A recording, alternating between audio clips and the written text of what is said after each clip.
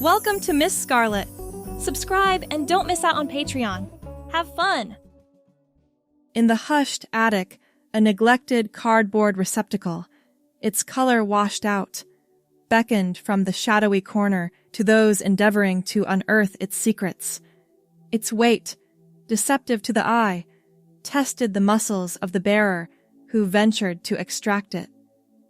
Fine particles of dust, disturbed by this intervention, pirouetted in the angled rays of sunlight that pierced the solitary window, while the creaks of tired floorboards harmonized with the weary footsteps of the individual descending the ladder.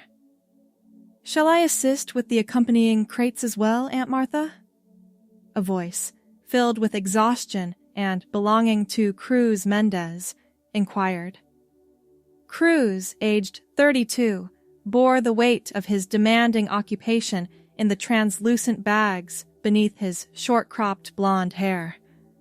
"No, my child, just that one," the aged woman gently responded, her words heavy with grief that had lingered for decades.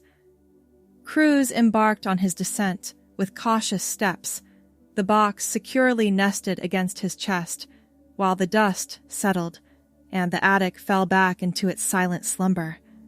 He wore a plain navy button-down and khaki pants, the unofficial uniform of a man who preferred to blend into the background.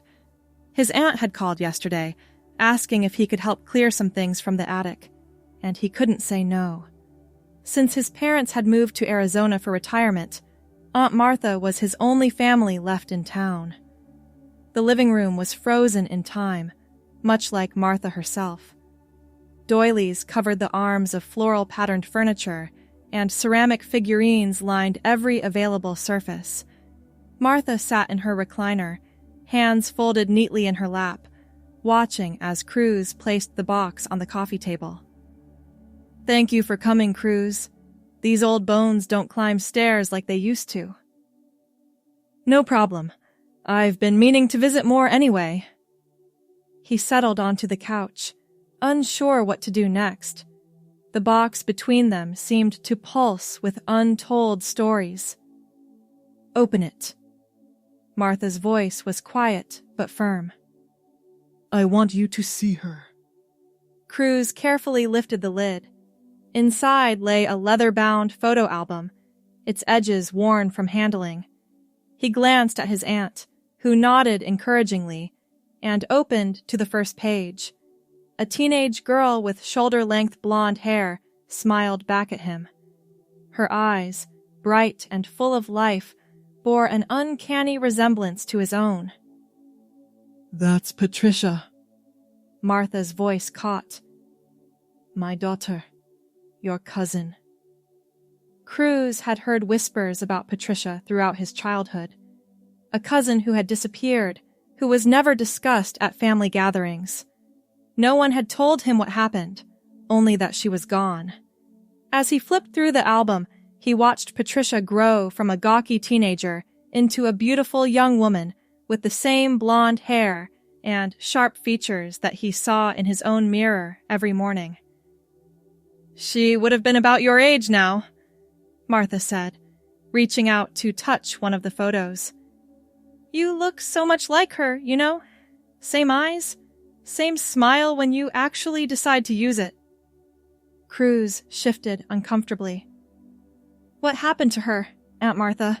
No one ever told me." Martha's eyes clouded. "She left 20 years ago. We had a terrible fight and she walked out that door." She pointed toward the front entrance. "Said she couldn't live with me controlling her life anymore. I waited for her to come back, to call, but she never did." The weight of 2 decades of grief hung in the air between them. "I'm sorry," Cruz said, unsure what else to offer. "There's more in the box," Martha prompted, wiping discreetly at her eyes. Cruz reached in and found a smaller container. Opening it revealed jewelry, necklaces, bracelets, earrings that Patricia had left behind. Beneath that, carefully folded, lay clothing. "I kept everything." Martha explained. At first because I was sure she'd come back for them. Later, well, I couldn't bear to part with them. Cruz lifted a floral sundress from the box. The fabric was soft, the pattern of small blue flowers still vibrant despite the years. That was her favorite, Martha said softly. She wore it the weekend before she left. We'd gone to the lake. Something stirred in Cruz as he held the dress. Curiosity, perhaps, or something deeper he couldn't name. Without thinking, he held it up against himself. Martha gasped. Oh my. Embarrassed, Cruz quickly lowered the dress. Sorry, I don't know why I... No, Martha interrupted, her eyes wide. It's just, for a moment, with your face and that dress, you could have been her. The comment hung between them, neither uncomfortable nor wholly welcome, just present. Would you like to see her room? Martha asked suddenly. I've kept it just the same. Cruz nodded, helping his aunt to her feet. She led him down a hallway to a closed door. When she pushed it open, the scent of disuse and lingering perfume wafted out. The room was a perfectly preserved time capsule of a young woman's life from 20 years ago. Posters of bands Cruz vaguely recognized from the early 2000s decorated the walls. The bed was neatly made with a purple comforter.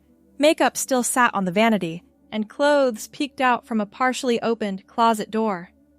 I'll leave you to look around, Martha said. I need to rest my eyes a bit. These memories, they take a toll. She shuffled back toward the living room, the sound of her slippers against the hardwood floor fading slowly. Cruz stood alone in Patricia's room, feeling like an intruder in a life suspended in time. He moved to the vanity, picking up a bottle of perfume and sniffing it cautiously. A sweet floral scent filled his nostrils, somehow both old and timeless. His eyes drifted to the open closet. More dresses hung there, along with blouses, skirts, and jeans. At the bottom sat several pairs of shoes. Without fully understanding why, Cruz found himself reaching for the sundress he'd left in the living room.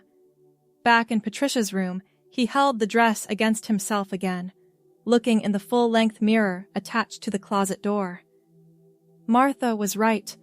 With his slender build and facial features so similar to Patricia's, there was an eerie resemblance.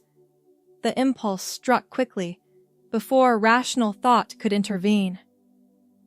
Cruz slipped into the bathroom adjacent to the bedroom and carefully changed. The sundress fit surprisingly well, its hem falling just above his knees. He found a white cardigan hanging on the back of the bathroom door and added it, covering his arms and shoulders. Back at the vanity, he rummaged through the makeup, applying it clumsily based on vague memories of watching women in his life get ready.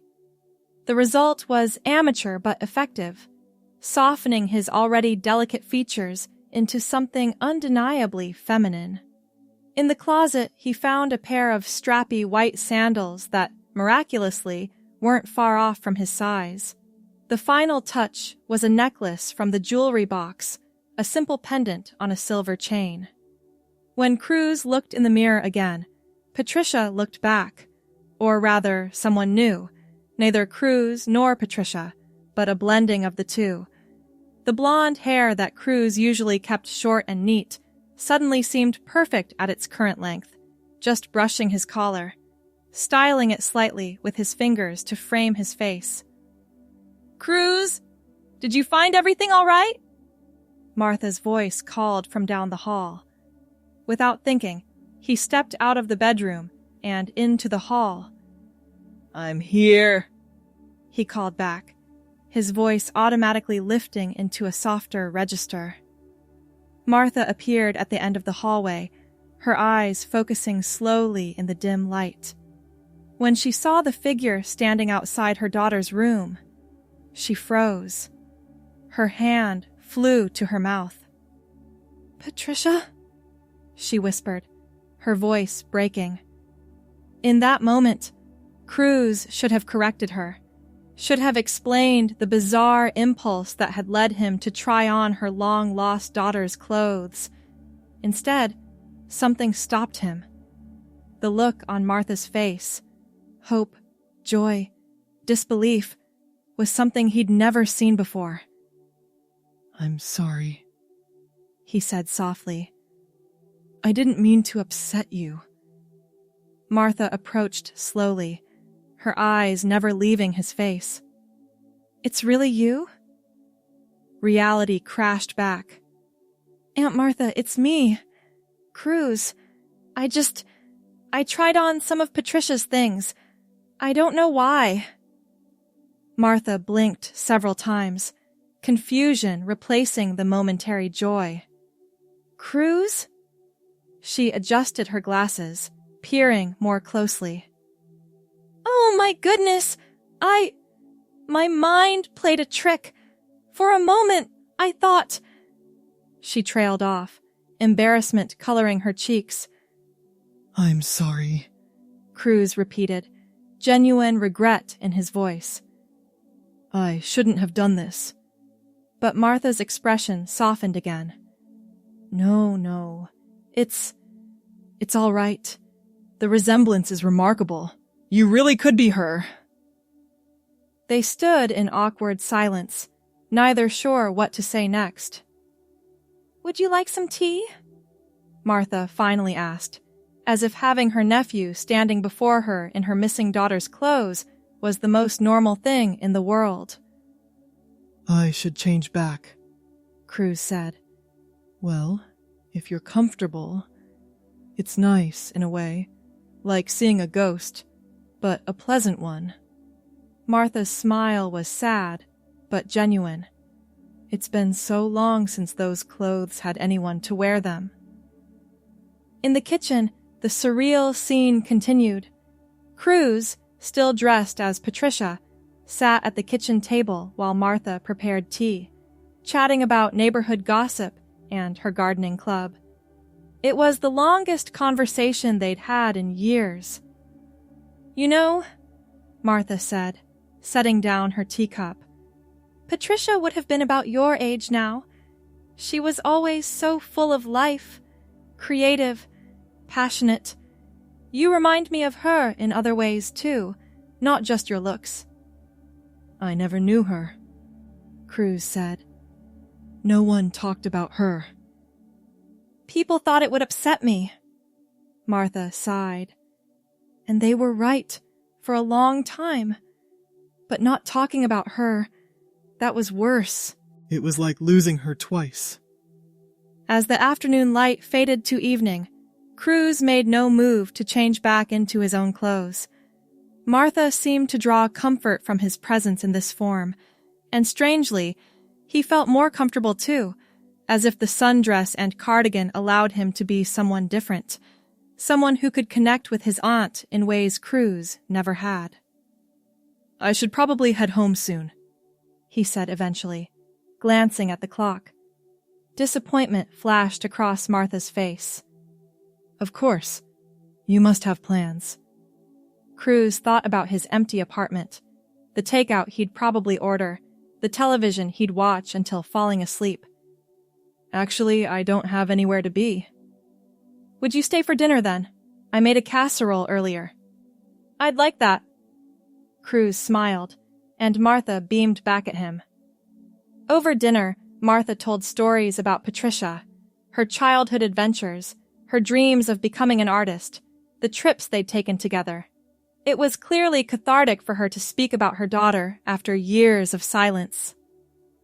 "I always wondered," Martha said as they washed dishes together afterward, "what became of her? Is she happy? Did she find what she was looking for? Does she ever think of me?" Cruz had no answers, but he listened, which seemed to be enough. When it was finally time to leave, Cruz hesitated. "I should change back into my clothes." Martha's expression fell slightly, Of course. But I could come back, visit more often. I'd like that very much. Cruz paused, then added, And if you want, if it helps you somehow, I could wear Patricia's things again when I visit. The words surprised him as much as they did Martha, whose eyes widened. Would you really do that? Wouldn't it be uncomfortable for you? Cruz considered this. Strangely, wearing the sundress and cardigan hadn't felt uncomfortable at all. If anything, there had been an unexpected sense of rightness to it, a feeling he couldn't quite articulate. It's not uncomfortable, he said truthfully. And if it makes you happy... Martha took his hand. Your kindness means the world to me, but I wouldn't want you to pretend to be someone you're not, just for my sake. It's not exactly pretending, Cruz said, surprising himself again. It's more like discovering a different part of myself. I can't explain it. 2 days later, Cruz returned to Martha's house. This time, he arrived with a small bag containing makeup he'd purchased after watching online tutorials. In Patricia's room, he changed into a different outfit, a light blue blouse and white skirt he'd found in her closet, along with a pair of ballet flats. When he emerged, Martha was waiting in the living room. Her face lit up. You came back? I promised I would, Cruz said, settling onto the couch. He'd practiced speaking in a softer voice, finding it came more naturally than expected. I realized, Martha said, that I don't know what to call you when you're like this. Cruz hadn't thought about that. I don't know. Martha hesitated. Would it be too strange if I called you Vanessa? It was going to be Patricia's name. Her father preferred Patricia, but I always loved Vanessa. Vanessa, Cruz repeated, feeling the name settle around him like a comfortable embrace. I like that. And so a routine began. Cruz, the accountant, the nephew, the man who lived alone in a sparse apartment, would visit his aunt as himself occasionally. But more often, he would arrive as Vanessa, the niece, the confidant, the woman who brought light back into Martha's home. At first, these visits were confined to Martha's house, but gradually, as Cruz grew more confident in his appearance and mannerisms, as Vanessa, they ventured out, to restaurants, to the grocery store, even to Martha's gardening club meetings. This is my niece, Vanessa, Martha would say, beaming with pride. She's visiting from Seattle. The lie emerged organically. Seattle was far enough away to explain why no one had met Vanessa before, yet close enough to make her frequent visits plausible.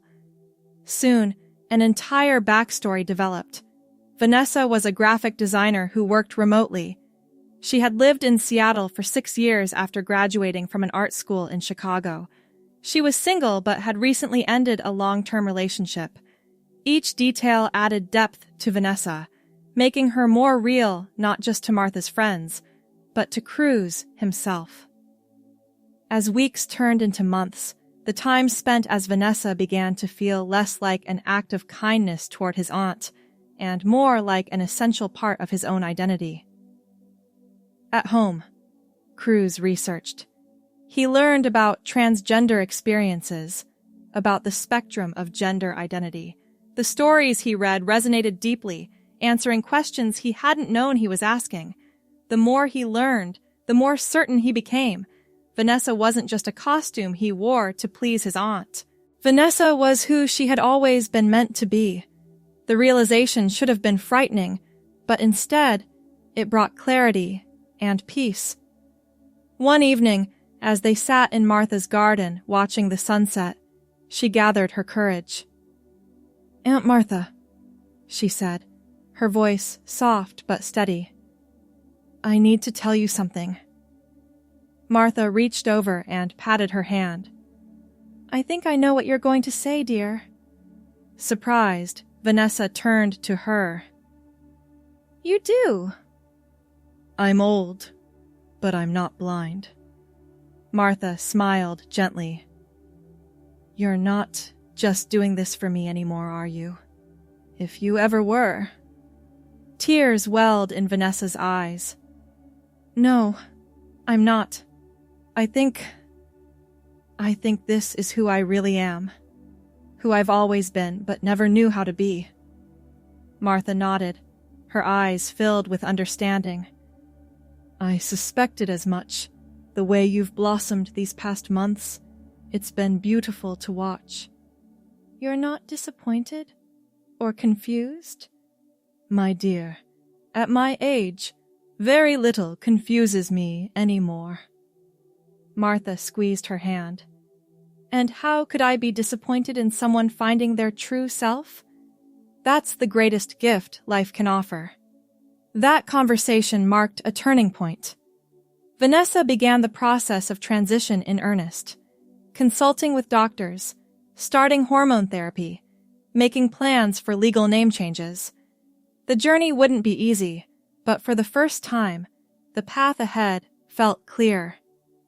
Martha's home became a sanctuary during this time. The room that had once been Patricia's was now unquestionably Vanessa's. The clothes that had hung unworn for 20 years found new life, though Vanessa gradually added her own pieces to the collection. Dresses in deeper colors, blouses with modern cuts, but always maintaining the feminine style that felt most authentic to her. 6 months after their garden conversation, Vanessa sat at the vanity in her room at Martha's house, applying makeup with practiced hands. Her blonde hair had grown long enough to style in feminine ways, falling just past her shoulders now. The hormones had begun their subtle reshaping of her features, softening the angles of her face and body. She wore a light green dress with cap sleeves and a flowing skirt that complemented her newly emerging figure. Around her neck hung the same simple silver pendant she'd worn the first day she'd become Vanessa, a talisman of sorts, connecting her to the beginning of her journey. Are you nearly ready, dear? Martha called from the hallway. They'll be arriving soon. Today was significant. Martha's 70th birthday, and the first time many of her friends would meet Vanessa not as her visiting niece from Seattle, but as her permanently relocated niece who was now living with her. It was also the first family gathering since Vanessa had begun living as herself full-time. Just finishing up, Vanessa replied, adding a touch of blush to her cheeks. She studied her reflection, seeing past the makeup to the fundamental truth beneath. The person looking back at her was finally, completely herself. The doorbell rang, and Vanessa took a deep breath. Martha's sister, Vanessa's mother, would be there, along with her father. They had been told about Vanessa's transition over a series of difficult phone calls. Their reactions had been mixed: confusion, concern, reluctant acceptance rather than enthusiastic support.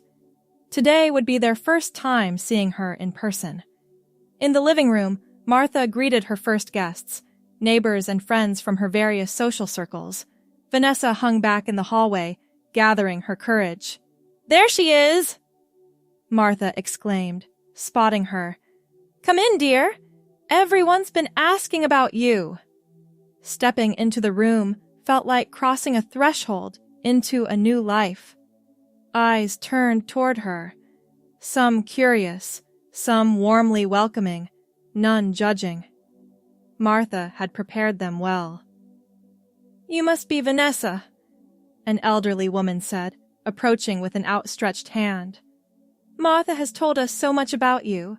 I'm Helen from the Garden Club. It's lovely to meet you, Vanessa replied, her voice confident in its feminine register. The afternoon progressed in a blur of introductions and conversations.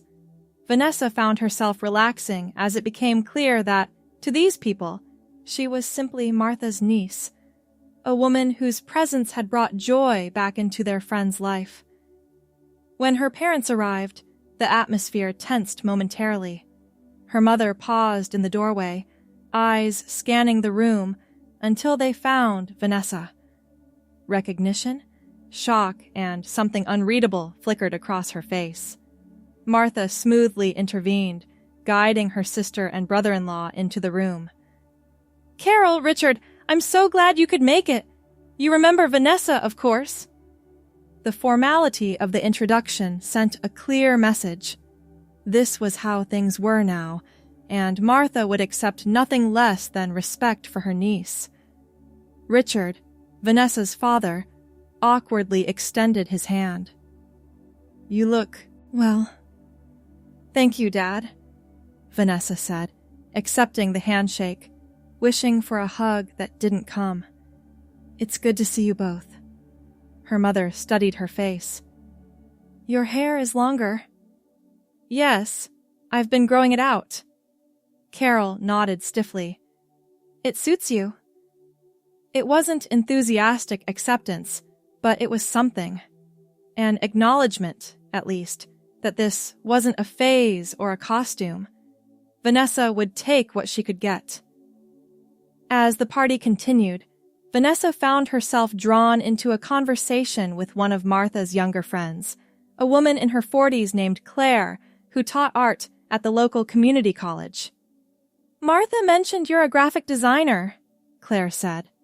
"I'm always looking for guest speakers to talk to my students about careers in the arts." "Oh, I'm not actually—" Vanessa stopped herself. The backstory created for her visits had become complicated. She wasn't a graphic designer from Seattle, but she had been taking online courses in design over the past months, finding she had a natural talent for it. "I'm just starting out, really. Still learning." "Well, if you'd ever be interested in showing your portfolio at our department exhibition, let me know. We showcase professional and emerging artists." The invitation opened a door Vanessa hadn't known she was looking for. "I'd like that," she said, meaning it. Later, as guests began to depart, Vanessa found herself alone with her parents in the kitchen, helping to clean up, while Martha bid farewell to the last of her friends. "So, this is permanent then?" her father asked abruptly, gesturing vaguely at her appearance. Vanessa straightened her shoulders. "Yes, this is who I am." "And the job? The apartment? Your life back home?" "I've given notice at work. I'll be doing freelance design and taking classes. And I've moved in with Aunt Martha, at least for now. She needs the help, and I needed a fresh start." Her mother leaned against the counter. "We barely recognize you." "I know, but I finally recognize myself." Carol's expression softened slightly. "Are you happy? That's what matters to us." "Happier than I've ever been," Vanessa answered honestly. Her father cleared his throat. "It'll take time for us to adjust." "I know. I'm not asking for immediate understanding, just a chance to be part of your lives as myself." Richard nodded stiffly. "We can try." It wasn't the wholehearted embrace she might have hoped for, but it was a beginning. As her parents left, her mother surprised her with a brief, awkward hug. "We'll call next week," Carol said. "Maybe we could have dinner?" "I'd like that," Vanessa replied, hope blooming in her chest. After everyone had gone, Vanessa and Martha sat in the quiet living room, exhausted but content. "You did wonderfully," Martha told her. "I'm so proud of you." "Thank you for everything," Vanessa said. "For giving me a place to discover myself. For accepting me." Martha patted her hand. "You know, I've often wondered what happened to Patricia." If she found happiness, if she became the person she wanted to be. Do you think you'll ever know? Perhaps not in this lifetime. Martha's eyes grew distant. But I like to think that wherever she is, she's found herself too. That's all a parent ever wants, really, for their child to become who they're meant to be. Vanessa looked around the room, at the home that had become her sanctuary. The journey ahead would have its challenges, continuing her medical transition, building a new career, navigating relationships as her authentic self. But for the first time, she faced the future without the burden of pretense. A few days after the party, a package arrived addressed to Vanessa. Inside was a small wooden box with a note from her mother. Found these while cleaning out the attic. Thought you might want them. The box contained earrings, delicate silver hoops that had belonged to her grandmother. It was a peace offering of sorts, an acknowledgement of her identity as a woman worthy of these family heirlooms. That evening, Vanessa wore the earrings as she and Martha sat in the garden. The setting sun cast a golden glow over the flowers, while the promise of a new day waited just beyond the horizon. "Do you ever regret it?" Martha asked, suddenly. "Taking this path?" Vanessa considered the question seriously. "I regret not finding it sooner. But no, I could never regret becoming myself." Martha nodded, understanding. "Sometimes the longest journeys lead us exactly where we need to be." As darkness fell, they remained side by side. Two women, bound not just by blood, but by the shared experience of finding themselves after being lost. In the distance, the first stars appeared, bright points of light guiding the way forward into a future full of possibility. Thanks for watching my girlies! Be sure to check out Patreon for more!